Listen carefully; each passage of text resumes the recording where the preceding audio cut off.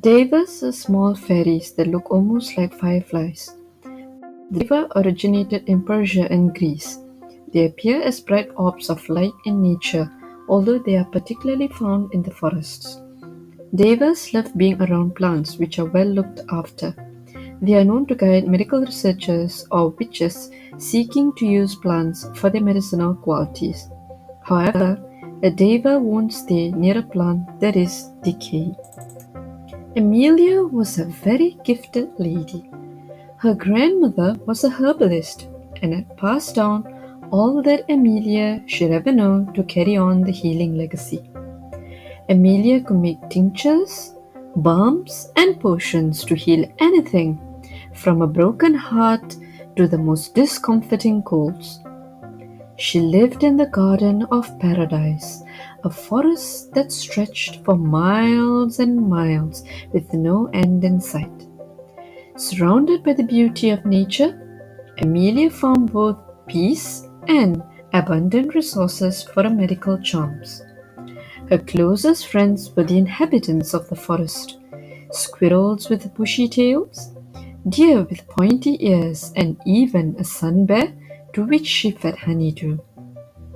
December was one of those months where it became dreary and cold due to the monsoon winds and heavy rains.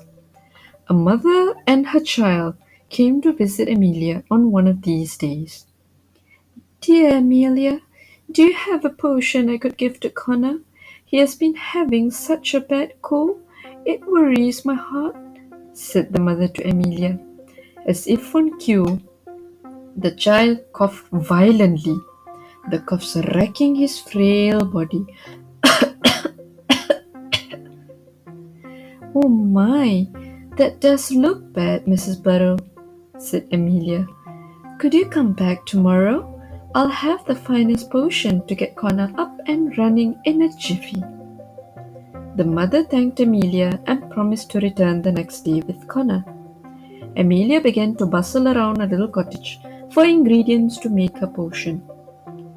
"For cough of the lungs, I need a cup of honey, a pinch of pepper, a sprinkling of anise, a drop or two of honeysuckle wine, and oh dear, I'm out of edge seeds. What am I going to do?" lamented Amelia. She immediately put on a cloak and grabbed a basket to collect the seeds before proceeding deeper into the forest. In the forest, she bent low to search for the edge plant from which she could collect the seeds. Night began to fall, and Amelia still couldn't find a single edge plant. "Poor Connor! If I don't find the seeds, I wouldn't be able to make the potion to cure him," sobbed Amelia as she slumped with tiredness against the large trunk of an oak tree.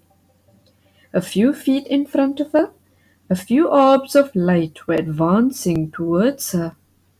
Amelia was a little frightened, but she stood her ground. When the orbs of light reached Amelia, they began to float eastwards. They went back and forth to Amelia, as if beckoning for her to follow them eastwards. Her grandmother used to tell her that Devas, fire fairies as she called them, used to guide her to plants with medicinal properties.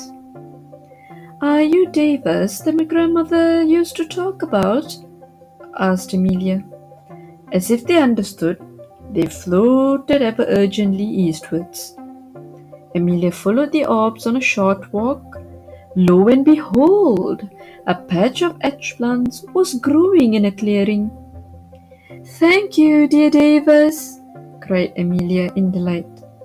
She collected the seeds as fast as she could, while the Devas floated away into the forest. Amelia rushed home to do the potion for Connor. From then on, whenever Amelia needed a herbal plant for her medicines, she would wish in her heart for the Devas. In a split second, the magical orbs would whisk her away in the direction of what she needed.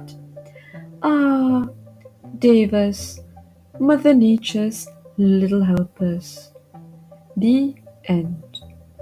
Dryads are the ninth fairy friends that you will be tuning in tomorrow night, kids. Sleep tight, and may all